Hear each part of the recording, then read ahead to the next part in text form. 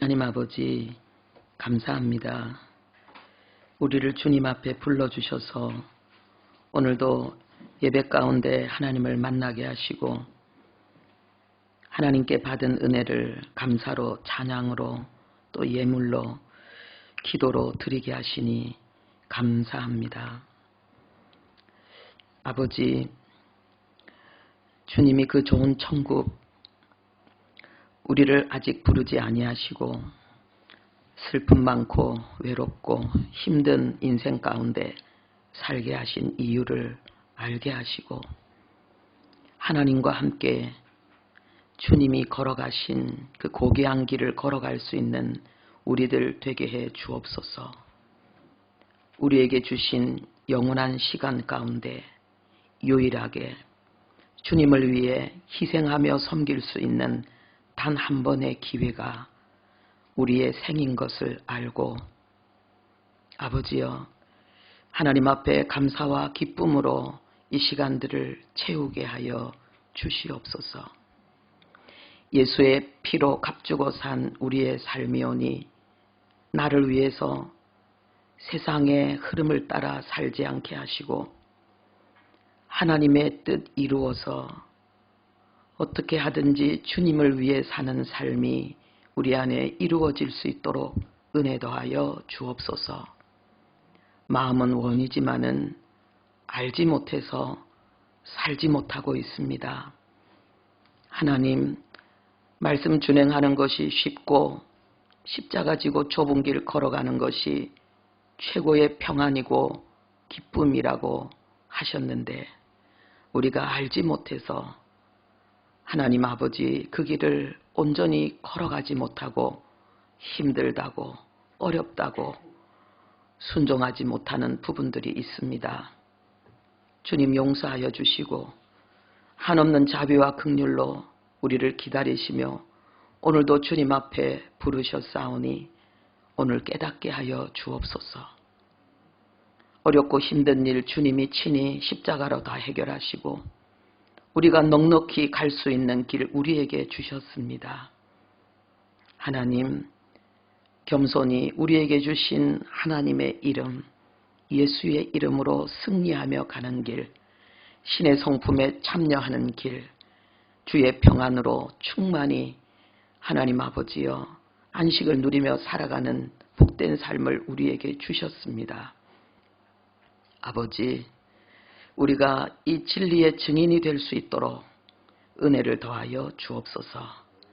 이 시간도 주님의 말씀 가운데 주님 우리를 깨닫게 하시고 그리고 은혜로 더욱더 강하게 무장시키시고 일어나 빛을 발할 수 있도록 우리의 삶의 모든 순간이 하나님의 영광이고 하나님의 기적이 될 수 있도록 우리를 이끌어 주옵소서. 예수님의 이름으로 기도합니다. 아멘. 네, 오늘은 하나님의 말씀 고린도후서 3장 6절부터 11절까지의 말씀입니다. 제목은 의의 직분은 더욱 영광이 넘치리라. 의의 직분은 더욱 영광이 넘치리라. 고린도후서 3장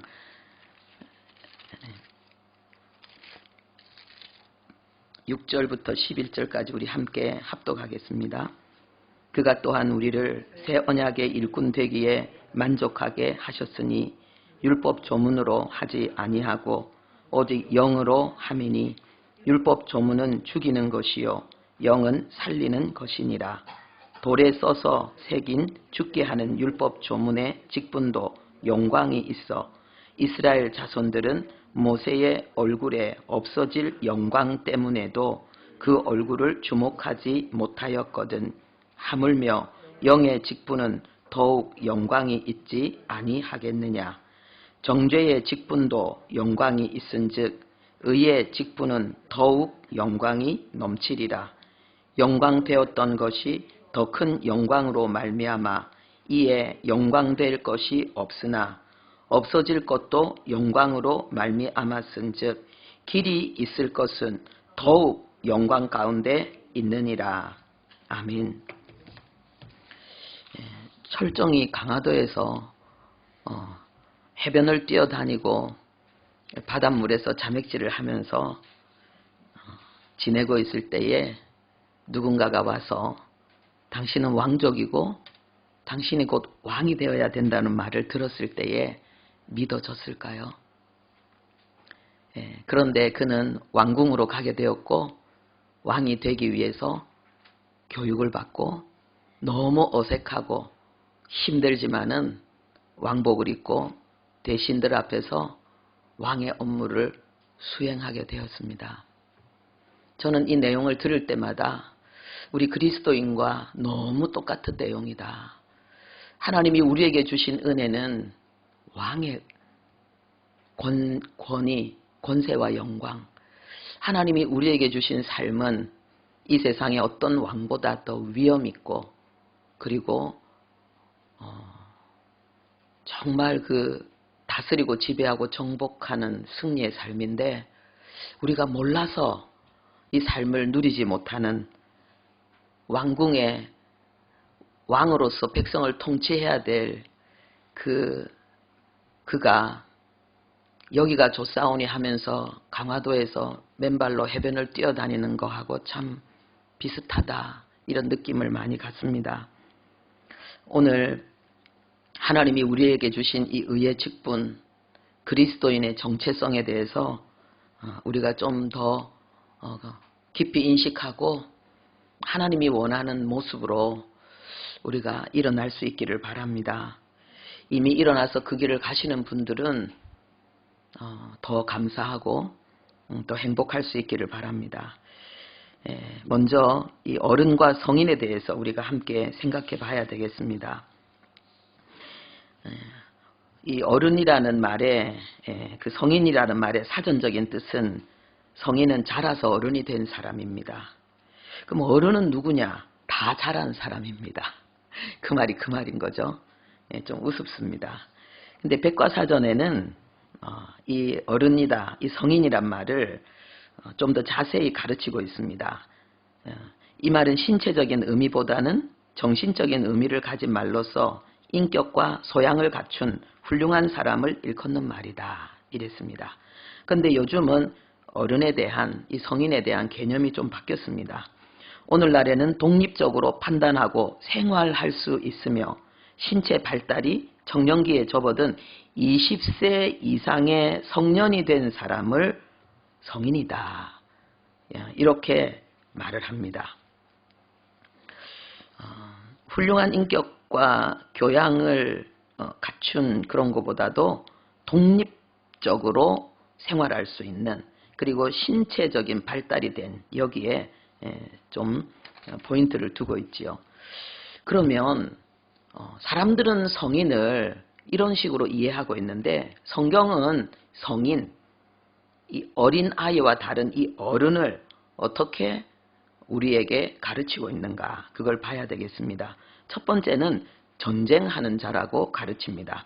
민수기 1장 3절에 이스라엘 중 20세 이상으로 싸움에 나갈 만한 모든 자를 계수하되 그랬습니다. 20세 이상으로 싸움에 나갈 만한 자. 이것이 민수기 1장에만 14번 반복되어져 있습니다. 굉장히 중요하다는 걸 우리에게 가르치고 있는 거죠. 이들이 왜 중요하냐? 이제 이들이 애굽에서 종살이 하던 그 삶을 끝내고 이들이 궁극적으로 가고자 하는 땅은 가나안입니다. 거기에서 하나님의 나라, 하나님의 왕국을 세우고 열방에 하나님의 영광을 나타내는 것이 목적입니다. 그런데 이 언약의 이 전진을 방해하는 세력들, 그리고 이미 가나안 땅에 그 땅을 차지하고 있는 세력들을 물리치고 이겨야 됩니다. 그러기 위해서는 20세 이상 된 그것도 싸움에 나갈 만한 자가 필요한 것입니다. 이것이 이 성경이 이야기하고 있는 어른에 대한 중요한 의미입니다. 여기에서 특별히 20세란 말은 육체적으로 성숙하고 건강한 것을 이야기하고 있는 거죠. 그런데 20세 이상만 된 것이 아니라 육체적으로 건강할 뿐만 아니라 싸움에 나갈 만한 자. 이 말은 전쟁을 치를 만큼 그가 미숙하지 않고 성숙한 자라는 것을 이야기하고 있습니다. 그래서 성경이 우리에게 가르치는 성인은 뭐냐? 하나님의 뜻을 방해하는 세력을 이기는 능력을 갖춘 자. 오늘날 우리 교회에 이것을 적용해 보면은 우리가 가지고 있는 직분이라든지 교회를 오랫동안 다닌 연수라든지 우리가 뭔가 교회 안에서 하는 많은 봉사 그리고 하나님이 주신 은사를 발휘하는 어떤 것으로 하나님은 어른이다 이렇게 말씀하시는 것이 아니라 시험을 잘 이기고 마귀의 역사를 잘 이기고 하나님의 말씀의 성취를 하나님의 뜻을 향해서 전진해 나갈 수 있는 자 이러한 자를 하나님은 우리에게 어른이다 이렇게 말씀하고 있는 것입니다. 그 다음에 두 번째 성경이 가르치는 이 어른의 의미는 제사장에서 찾아볼 수 있습니다. 레위기 21장 4절에 제사장은 백성의 어른인 즉 자신을 더럽혀 속되게 하지 말지니라 그랬습니다. 히브리어로 이 제사장은 코헨입니다. 코헨. 이 제사장은 백성들이 하나님 앞에 제사를 드릴 때에 그 제사의식을 돕고 집전하는 일을 합니다. 뿐만 아니라 이 제사장은 하나님의 백성들에게 하나님의 말씀을 잘 가르치는 이해하고 하나님의 말씀에 순종하도록 가르치는 일과 그리고 앞서 모범을 보이는 일을 하는 자들입니다. 그렇기 때문에 자신을 더럽혀 속되게 하지 말지니라 이 말씀이 조건이 들어가 있는 것입니다. 그런데 놀라운 것은요. 하나님이 출애굽기 19장 6절에 이스라엘 백성 전체를 하나님이 제사장 나라다라고 말씀하고 있습니다. 그것은 하나님을 모르는 이방 나라에 비교해서 볼 때에 이 이스라엘 백성 전체가 제사장의 사명을 가지고 있다는 것을 이야기하는 거지요. 그러니까 하나님을 모르고 다른 우상을 섬기는 자들에게 하나님이 참된 신이고 그리고 하나님은 신실하시고 복되신 분으로서 자신을 의지하는 자에게 얼마나 좋으신 분인가 이걸 세상 가운데 드러내기를 원하시고 그래서 열방이 하나님의 복을 받는 그것을 하나님이 원하신다는 거죠. 그런데 오늘 이것이 우리에게 중요한 것은 하나님이 이 땅의 그리스도인들을 영적 이스라엘이다. 아브라함의 후손이고 아브라함의 복을 받은 자다 말씀하시고 있고 이 땅의 그리스도인들을 왕같은 제사장들이다. 이렇게 말씀하고 있습니다. 그래서 우리가 하나님의 사람이 되었을 때에 나는 그리스도인이다 라는 정체성을 내가 가지게 되었을 때에 여기에서 가장 중요한 것은 뭐냐? 다른 사람들이 하나님 앞으로 올 수 있도록 다른 사람들이 하나님을 가까이 하고 하나님 앞에 바로 설 수 있도록 우리는 돕는 자가 되어야 된다는 것입니다.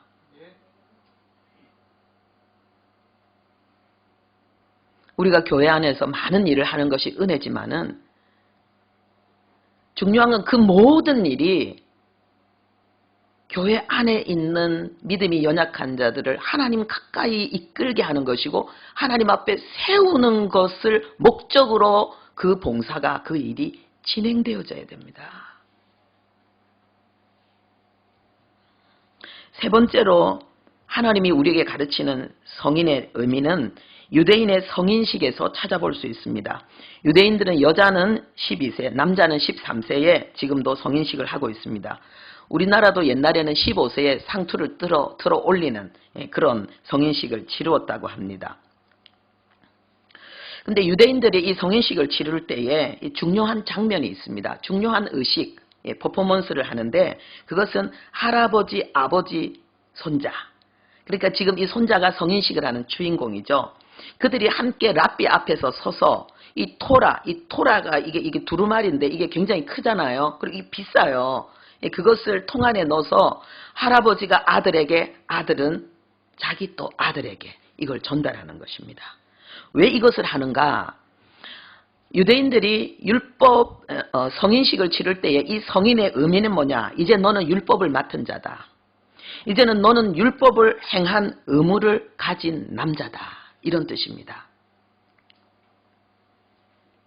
그리고 이제 하나님의 말씀을 가졌고 이 말씀을 지키고 이 말씀을 전하는 이 사명이 있는 이들에게 기도할 때 입는 옷을 입혀줍니다.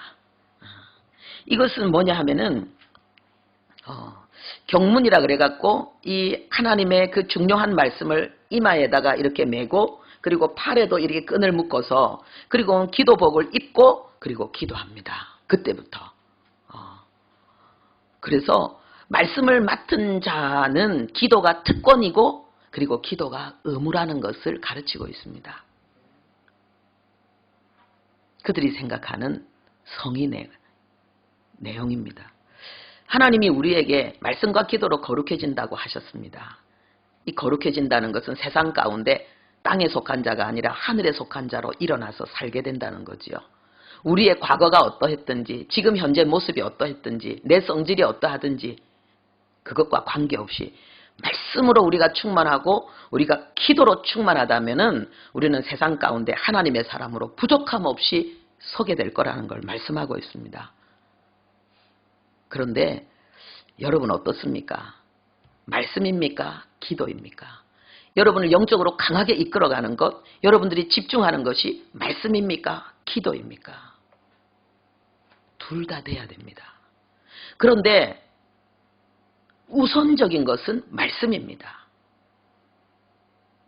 성경 읽는 것이 재밌고 성경 속에서 위로를 받고 성경 속에서 해답을 얻고 성경 속에서 힘을 얻고 그리고 하나님의 말씀이 내 속에서 뜨겁게 역사하는 가운데 쏟아져 나오는 기도, 그 말씀에 힘을 입어서 어려운 형편과 처지 속에서 말씀의 검으로 기도하는 그 믿음의 방패로 그 어려움을 막아내는 그 부르짖음의 기도, 그런 사람은 세상이 감당할 수가 없습니다.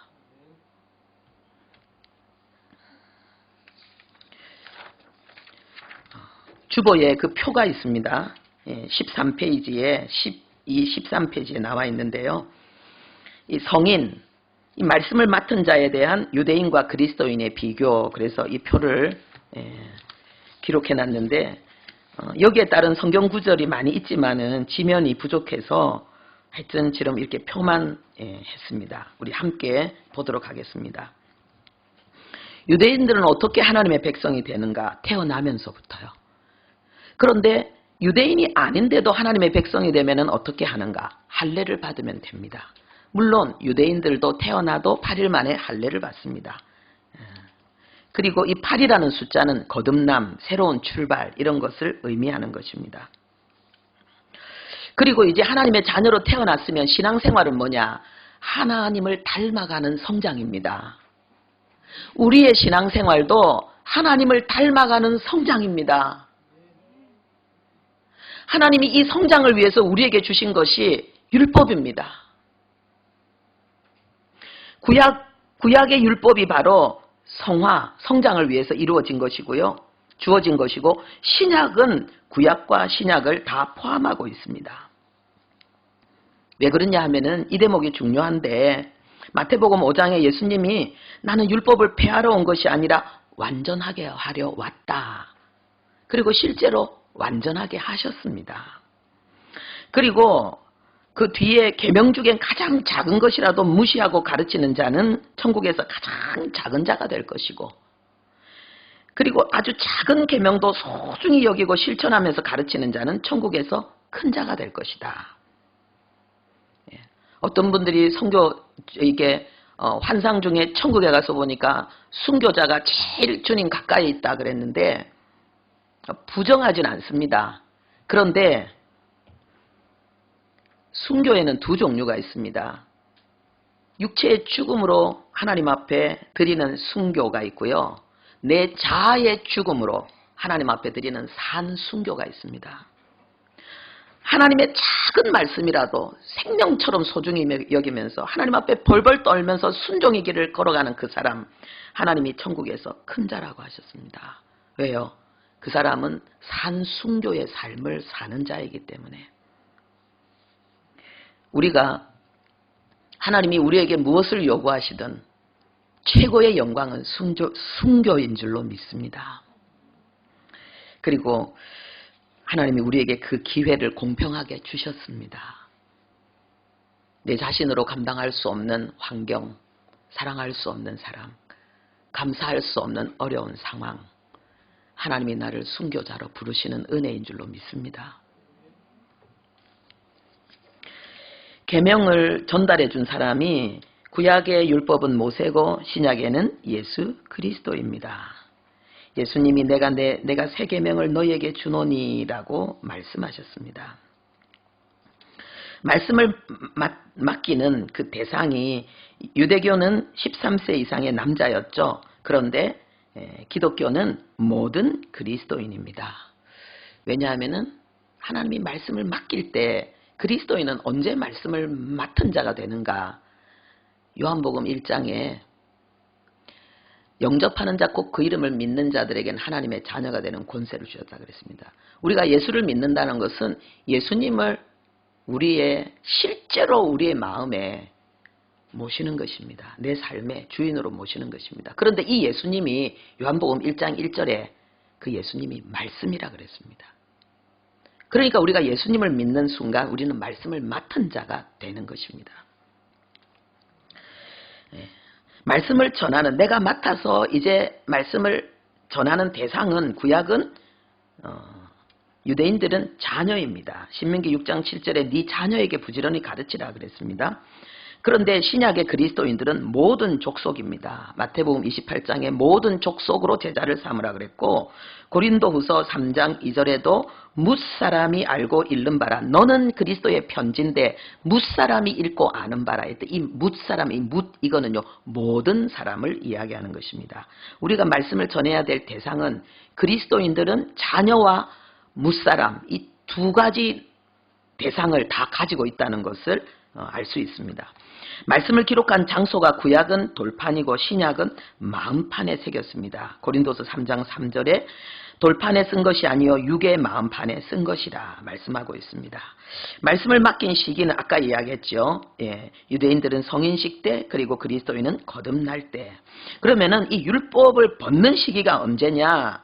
유대인들은 죽을 때입니다. 그러면 그리스도인은 언제입니까? 이 율법의 짐을 벗을 때가 그리스도인들은 믿을 때입니다. 예수님을 믿을 때에 우리는 이 율법의 짐을 벗는 거예요. 그것은 죄와 사망의 율법의 짐을 벗는 것이고, 우리로 하여금 죄인으로 정죄하고 하나님의 그런 벌을 받을 수밖에 없는 이 율법은 우리는 벗게 됩니다. 그런데 예수님이 우리에게 지워지는 이 율법은 우리를 자유케 하는 율법입니다. 하나님의 계명이 의미가 바뀌어버린 거예요. 가치가 바뀌어버린 거예요. 우리를 억압하는 율법이 아니라 우리를 자유케 하는 율법으로 변화되어지는 것입니다. 그래서 예수님이요, 우리가 믿을 때에 마태복음 11장 28절에 수고하고 무거운 짐진 자들아 다 내게로 오라, 내가 너희를 쉬게 하리라. 유대인들은 이 말을 들을 때에 이 수고하고 무거운 짐이 우리가 일반적으로 생각하는 그러한 삶의 어려운 죄와 저주의 그 고통의 짐이 아니고 그들은 율법의 짐입니다. 그들이 자기의 마음으로 율법을 지키기가 얼마나 힘든지. 그래서 예수님이 그 율법의 짐을 벗겨주는 것입니다. 우리는 예수님을 믿을 때에 예수님이 나의 삶의 주인으로 일어나시는 그 순간 우리는 율법의 짐을 벗고, 그러면 율법이 더 이상 짐이 아니고 율법이 행복이 되는 거죠. 왜요? 주님을 사랑하는데 주님을 사랑하는 삶이 어떤 것인가라는 것을 이 율법을 통해서 배우게 되니까, 사랑하는 방법, 주님을 위해 살고 싶은데 주님을 위해 사는 것이 어떤 것인가, 그걸 배우는 것이니까 이 율법이 우리에게는 무거운 짐이 아니고 행복이 되는 거예요. 자, 이 직분의 광채가 있었습니다. 모세는 사람들이 두려워할 만큼 눈에 보였습니다. 그런데 그리스도인은 그 모세의 영광보다 더 큰 영광을 받았는데도 육의 눈에는 안 보입니다. 그런데 영원합니다. 율법의 효력은 복음이 올 때까지고, 그리고 우리가 받은 이 하나님의 법, 자유케 하는 이 율법, 그 속에 그 구약시대의 율법도 포함되어져 있죠. 그것을 완전케 한 자유의 율법을 가진 우리는 이 법은 영원합니다. 왜요? 우리의 인격. 그 법은 하나님의 마음이고 하나님의 정신이잖아요. 그게 예수 그리스도 안에서, 우리 안에서 이제 우리의 인격과 삶이 되는 거죠. 영원한 하나님 사랑이 되는 것이니까요. 중요한 부분입니다. 가장 큰 자를 하나님이 말씀하십니다. 유대인과 그리스도인에 대해서 말씀하시면서 주님이 가장 큰 자를 말씀하십니다. 마태복음 11장 11절에 보면은 예수님이 직접 말씀하셨는데 여자가 낳은 자 중에 세례 요한보다 큰 이가 일어남이 없도다. 그러나 천국에서는 극히 작은 자라도 그보다 크니라 그랬습니다. 이 말씀이 상당히 어려운 말씀이지요. 구약시대에 정말 기라성 같은 하나님의 사람들, 큰 하나님의 그런 그 사람들이 얼마나 많은데 어떻게 구약시대에 그런 여자가 낳은 자 중에 세례 요한보다 큰 자가 없다? 그러면은 지금까지 나온 모든 사람 중에 세례 요한이 제일 크다는 이야기잖아요. 그죠? 여자가 낳은 자 중에. 그런데 천국에서는 지극히 작은 자도 그보다 더 크다 그랬습니다. 와, 그러면 이 천국이 죽어서 가는 천국을 이야기하는가? 이 땅에 하나님의 나라에 속한 것. 그러면 거기에 속한 하나님의 백성들을 의미하는가? 우리는 이것을 생각해 봐야 되겠죠.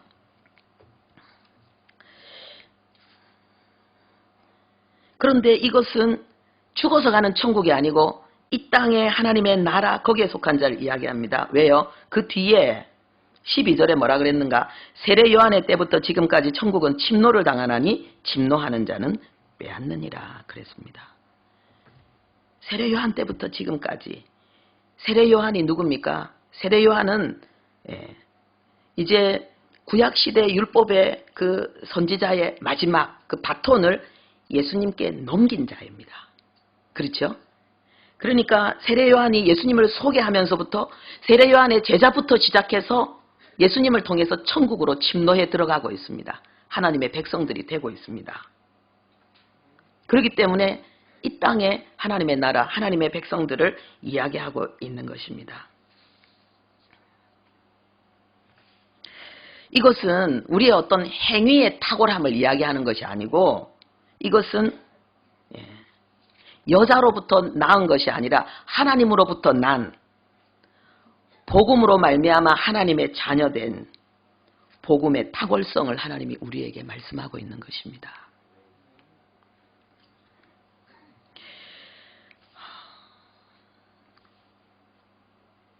그리고 이 내용을 통해서 하나님이 우리에게 가르치는 내용이 뭐겠습니까?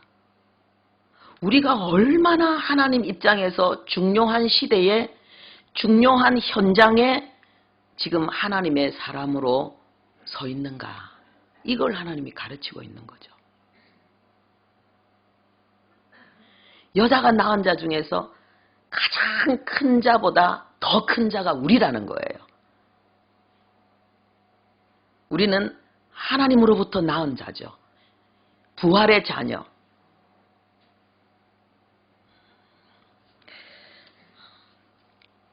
그리고 성령, 하나님의 성령은 구약시대 성도들과는 함께 하셨지만은 신약시대 그리스도인은 함께하는 정도가 아니라 아예 우리 속에, 우리의 마음속에 성령님이 내주하여 계십니다. 이 내주하여 계신다는 말은 거주하신다는 뜻이에요. 우리가 하나님의 성령의 전이 되었다는 거예요. 그런데 이것이 영원하다는 것이에요. 성령은 우리 안에 오셔서 우리를 떠나지 아니하시고 영원히 우리와 함께 하신다 그랬고, 성령은 우리 안에 오셨을 때에 우리가 하나님의 증거라는 하나님의 도장, 하나님의 인이라고 말씀하고 있습니다. 그리고 성령이 우리 안에 계심으로 말미암아 이제 성령을 통해서 하나님께서 우리 안에 마음껏 역사하셔서 우리의 삶을 통해서 세상 가운데 우리가 하나님의 자녀인 것과 하나님이 우리의 아버지 되심을 세상 가운데 증거하겠다고 말씀하십니다. 그것은 바로 요셉의 생애를 통해서 보여주신 건데, 요셉이 애굽에서 보디발의 집에 종살이 할 때에 보디발이 요셉은 하나님이 함께하는 사람이라는 것을 그가 보았다 그랬습니다.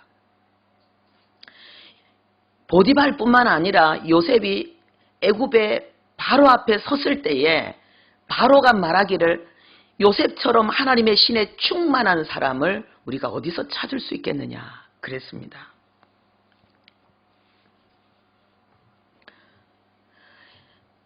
이 구약시대의 이 요셉, 이것은 신약시대의 그리스도인을 예표하고 있는 것입니다. 또 구약시대의 모든 사람들이 자기 속에 오른 대로 자기가 좋아하는 여자는 전부 내 마누라야 이렇게 살아가는 그 시대에 노아는 은혜를 받아서 하나님 앞에 완전한 자가 되었다고 했습니다. 하나님이 당신의 아들에게 기름을 부으셔서 눈먼 자는 눈을 뜨게 하시고 눌린 자를 자유케 하시면서 은혜의 해를 선포하신다고 말씀하셨습니다. 노아가 받았던 은혜, 그 개인에게 임했던 하나님의 은혜가 지금 교회 공동체 전체를 향해서 시대적으로 부어져 있고 우리는 거기에 속해 있습니다. 예수님이 십자가에 죽으실 때에 성소와 지성소를 가로막고 있는 휘장이 찢어졌다는 것은 하나님의 임재가 흘러나왔다는 것입니다. 그 성전에 들어간 모든 자에게 하나님의 임재가 하나님이 사랑하셔서 부르신 모든 자, 그 부르심에 순종하여 하나님 앞에 나온 모든 자에게 지성소의 임재가 그들에게 실현되어졌다는 것입니다. 성령이 하나님이 우리 안에 내주하시고 우리는 지성소의 은혜를 누리는 성도가 되었다는 것입니다.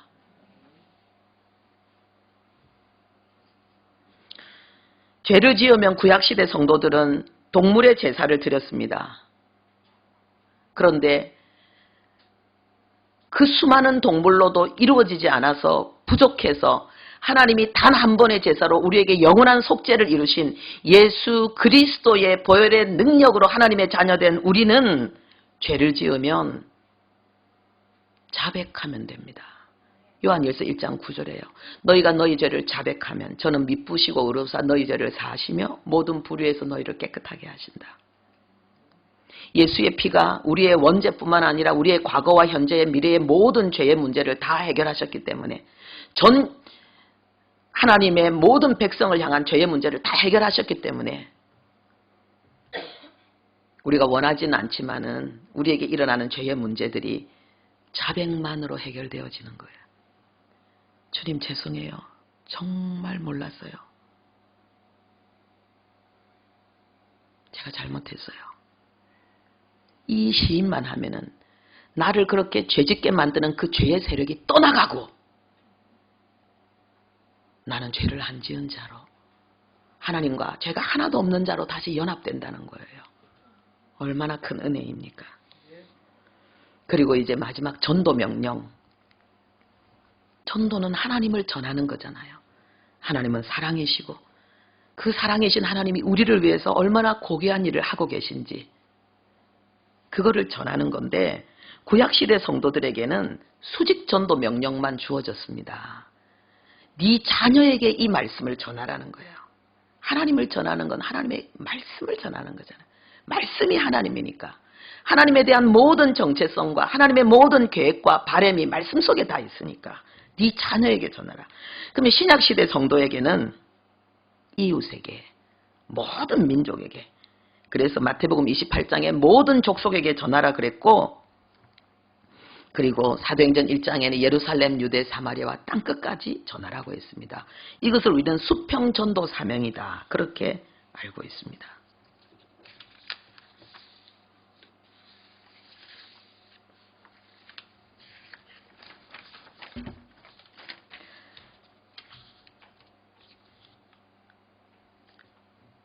그리스도인은 언제 어른이 되는가? 이미 어른으로서 하나님의 말씀을 이미 맡았고 그것을 깨닫는 시간이 남아있을 뿐입니다. 아, 나는 말씀을 맡은 자구나. 나는 말씀을 전해야 될 사명이 있는 자구나. 이것이 내가 이 땅에 그리스도인으로 사는 최고의 가치, 사명이구나. 내가 어떤 직업을 하든지 어떤 일을 하든지 그것은 이것을 이루기 위한 하나의 방편일 뿐이죠. 그러면 그리스도인은 어떤 일을 하든지 기본적으로는 말씀의 전문가가 되어야 되죠. 어른이 되어야 되죠. 우리가 말씀의 전문가가 되는 것은 쉽습니다. 세상적인 학문이 아닙니다. 진리를 아는 거예요. 예수 그리스도 복음을 더 깊이 깨닫는 거예요. 그러면 이 성경 66권이 다 연결되어져 있어요. 열리는 거죠. 깨달음이지요. 성령께서 그 은혜를 허락하시는 거죠. 우리가 얼마나 하나님 어른이 되기를 원하는지 고린도전서 13장 우리 함께 보겠습니다. 11절부터 13절 고린도전서 13장 11절부터 13절까지 우리가 찾으신 분은 함께 읽겠습니다. 내가 어렸을 때에는 말하는 것이 어린아이와 같고 깨닫는 것이 어린아이와 같고 생각하는 것이 어린아이와 같다가 장성한 사람이 되어서는 어린아이의 일을 버렸노라. 우리가 지금은 거울로 보는 것 같이 희미하나 그때에는 얼굴과 얼굴을 대하여 볼 것이요. 지금은 내가 부분적으로 아나 그때에는 주께서 나를 아신 것 같이 내가 온전히 알리라. 그런즉 믿음, 소망, 사랑 이 세 가지는 항상 있을 것인데 그 중에 제일은 사랑이라. 아멘.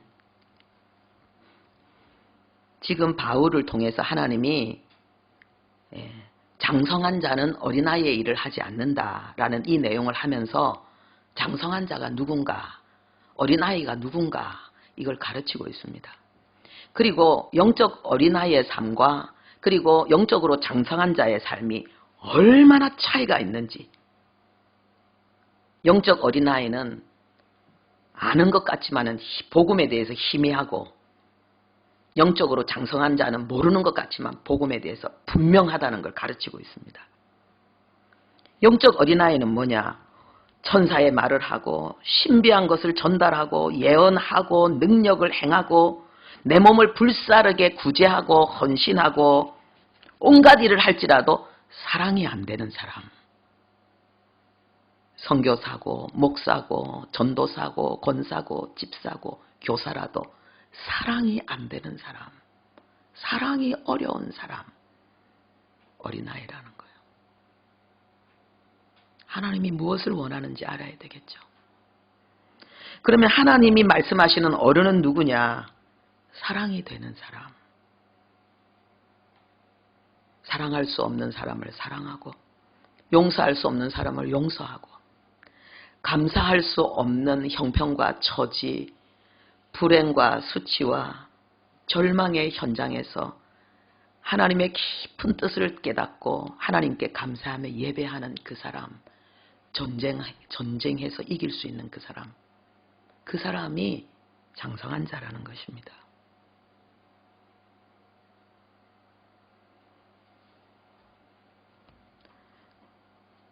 장성한 사람이 되면 어린아이의 일을 하지 않는다는 거예요.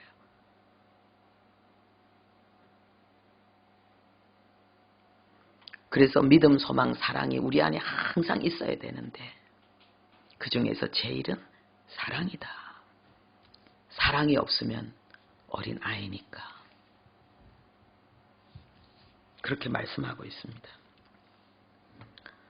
우리가 신앙생활이 얼마나 쉬운지 성경은 우리에게 가르치고 있습니다. 이것은 영적으로 장성한 자가 되는 것이 쉽다는 것입니다. 그러면은 다른 거는 저절로 된다고 성경은 가르치고 있습니다. 골로새서 2장 16절에서 19절 우리 함께 보겠습니다. 골로새서 2장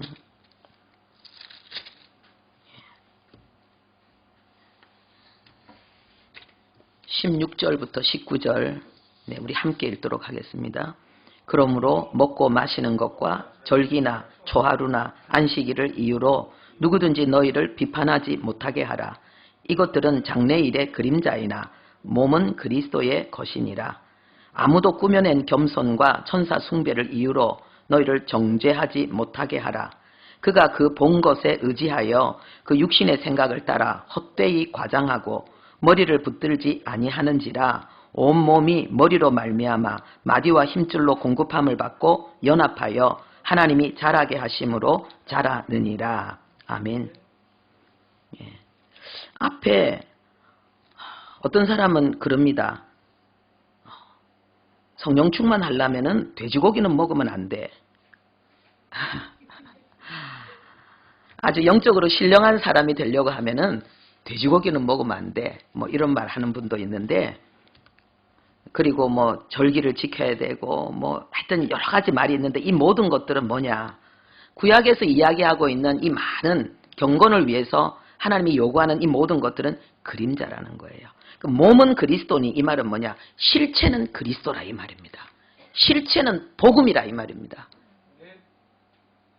구약의 율법으로 하나님이 성화를 위해서 말씀하시는 모든 것은 그림자고, 이제 실체이신 그리스도가 우리에게 와서 그 성령으로 그리스도가, 예수가 내 안에서 역사하기 때문에 이제 우리는 그보다 훨씬 더 차원 높은 거룩과 경건을 누리게 된다는 거죠. 꾸며낸 겸손에도 속지 말라는 거예요. 그래서 우리는 뭐냐? 다른 거, 그림자를 자꾸, 비본질을 자꾸 붙들고 이거 해야 되는데, 이거 중요한데 막 이렇게 이야기하는 것은 머리를 붙들지 아니하는 거라는 거예요. 19절에. 머리를 붙들지 않는다는 말은 하나님이 우리에게 요구하시는 그 복음의 본질, 예수를, 복음을 정확하게 붙들지 않는 거라는 이야기입니다. 그러면서 무엇을 말씀하시느냐? 온 몸은, 이 온몸은 우리를 이야기하잖아요. 교회. 왜냐하면 우리가 머리는 예수님이고 우리는 그 몸의 지체이기 때문에 예수 믿는 모든 사람은 머리로 말미암아 마디와 힘줄로 공급함을 받는다. 머리로 연결되어진다는 거예요. 예수님과 연결되어진다는 거예요. 이건 복음을 이야기하는 거예요.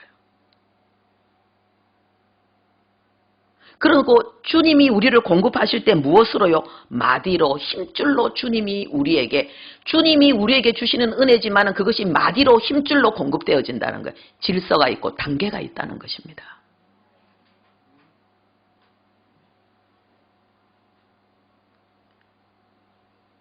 교회 조직, 가정, 조직 소중합니다. 마디로 연결되어집니다.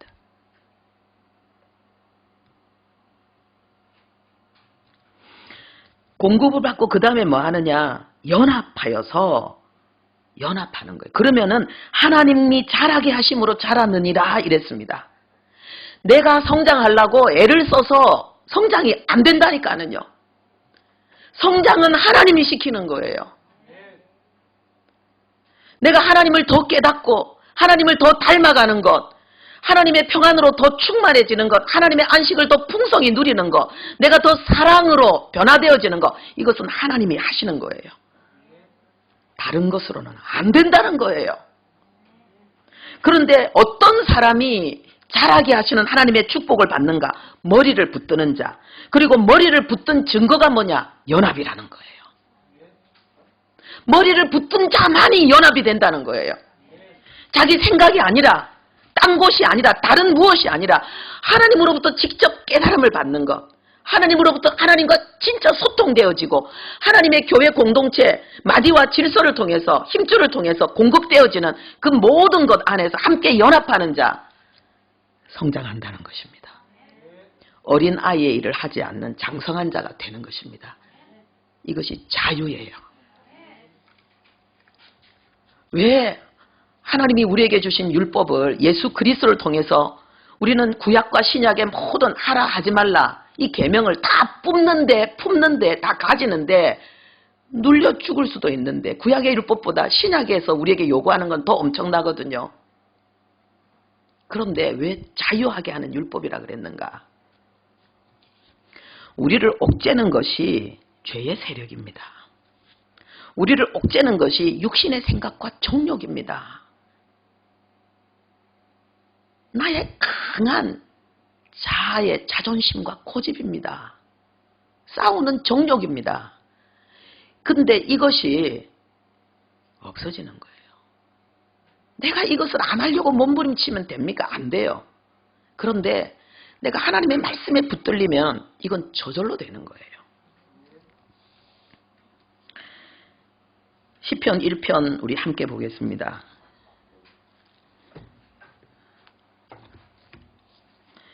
시편 1편 1절부터 6절까지 우리 함께 읽겠습니다. 복 있는 사람은 악인들의 궤를 따르지 아니하며 죄인들의 길에 서지 아니하며 오만한 자들의 자리에 앉지 아니하고 오직 여호와의 율법을 즐거워하여 그의 율법을 주야로 묵상하는 자로다. 그는 시냇가에 심은 나무가 철을 따라 열매를 맺으며 그 잎사귀가 마르지 아니함 같으니 그가 하는 모든 일이 다 형통하리로다. 악인들은 그렇지 아니함이요 오직 바람에 나는 겨와 같도다. 그러므로 악인들은 심판을 견디지 못하며 죄인들이 의인들의 모임에 들지 못하리로다. 무릇 의인들의 길은 여호와께서 인정하시나 악인들의 길은 망하리로다. 이 땅에 수많은 사람들이 있지만 하나님 앞에서는 두 종류의 사람이 있고 두 종류의 인생이 있습니다. 그것은 의인과 악인입니다. 그런데 이 세상의 복은 유한하기 때문에 하나님이 인정하시는 복받은 자들이 있는데 그들은 오직 의인이라고 했습니다. 그리고 마지막 그 결론은 뭐냐? 악인은 의인의 회중에 들지 못하리로다. 성경에 보면은요, 하나님이 신들 가운데서 하나님이 자정하신다. 하나님이 계시고 재판하시고 그 내용이 나오죠. 이 신들이 누굴까요? 우리를 이야기하는 거죠. 하나님의 자녀. 예수님이 말씀하셨습니다. 말씀을 맡은 자가 신이라고 하지 아니하였느냐. 우리가 얼마나 존귀한 영광을 받았는지. 그런데 하나님의 자녀인 우리에게 이 땅에서 누리는 복을 하나님이 시냇가에 심은 나무와 같은 삶으로 표현하고 있습니다. 마르지 않는다는 거예요. 때를 따라 열매를 맺는다는 거예요. 잎사귀가 마르지 않는다는 거예요. 근데 중요한 것은요, 그 의인들의 특징이 있는데 1절에는 이런 거 하지 않는다는 거예요. 그런데 2절에는 이걸 한다고 이야기합니다. 하지 않는 거는 여러 가지로 하나, 둘, 세 개를 이야기했죠. 그런데 하는 거는 한 가지만 이야기했습니다. 뭡니까? 여호와의 율법을 즐거워하고 그 율법을 주야로 묵상하는 자, 이거 하나예요. 우리가 의인으로서 우리 삶의 특징, 악인의 꾀를 쫓지 않는 거 좋죠. 죄인의 길에 서지 않는 거 좋죠. 오만한 자의 자리에 앉지 않는 거 귀하죠. 그런데 그것으로는 부족한 거예요. 하지 말아야 할 것을 안 하는 것은 귀하지만은 해야 될 것도 해야 되는 거예요. 질문하겠습니다. 하지 말아야 될 것과 해야 될 것. 어떤 게 더 중요할까요? 아멘. 역시 대단하시네요. 둘 다 중요한 건데 해야 될 것이 더 중요합니다. 우리가 악을 범하지 말아야 되고 선을 행해야 된다고 하는데 악을 행하지 않기 위해서 애쓰면은 악이 더 커져요. 예.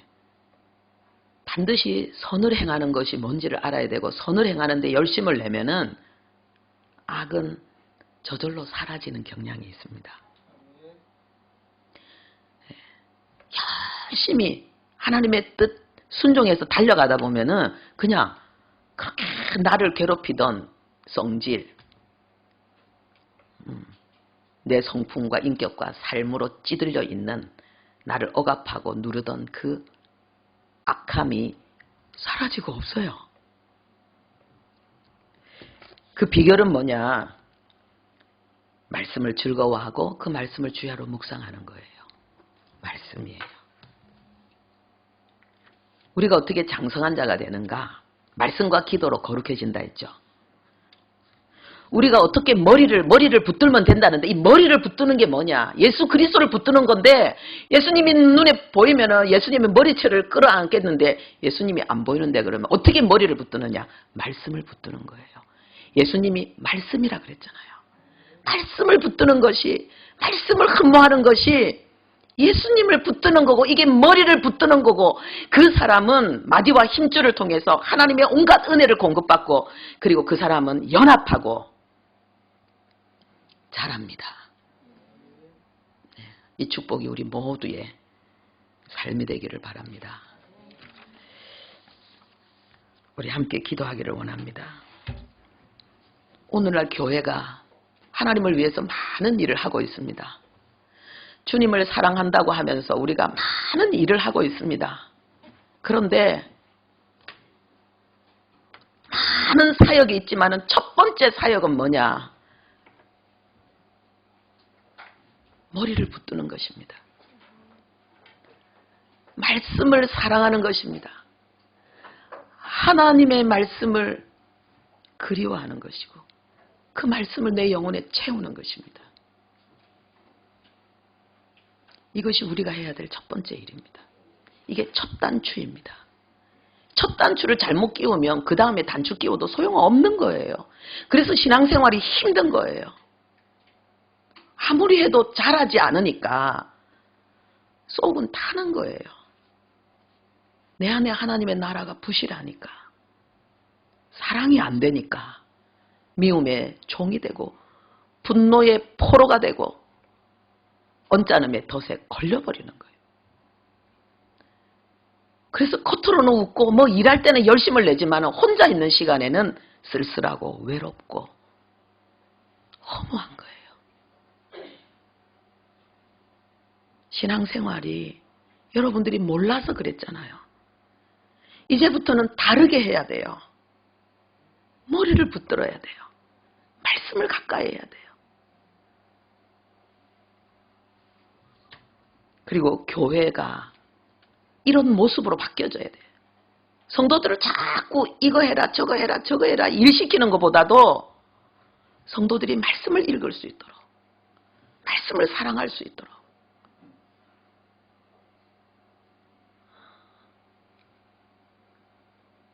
말씀을 통해서 주님과 연애할 수 있도록 교회는 그렇게 만드는데 힘을 쏟아야 돼요. 이 시간 우리가 지금이라도 하나님 이 진리를 알게 해주셔서 감사합니다.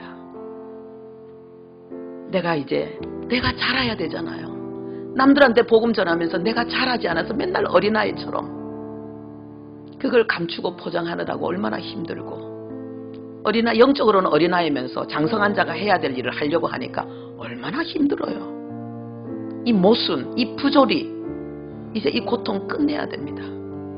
성경이 가르치는 교회, 정말 건강한 교회, 1년, 2년, 3년 지나면 훌륭한 그리스도인으로 성장한 어른이 많이 있는 교회, 그런 교회가 돼야 되겠습니다. 하나님, 내가 그 축복 누리기를 원합니다. 하나님, 내가 장성한 자 되기를 원합니다. 내가 교회 안에 오는 많은 사람들뿐만 아니라 세상의 많은 사람들이 하나님을 알 수 있도록 그들에게 하나님을 보여주는 이 시대의 요셉이 되고 이 시대의 사무엘이 되고, 하나님, 내가 이 시대의 다윗이 되기를 원합니다.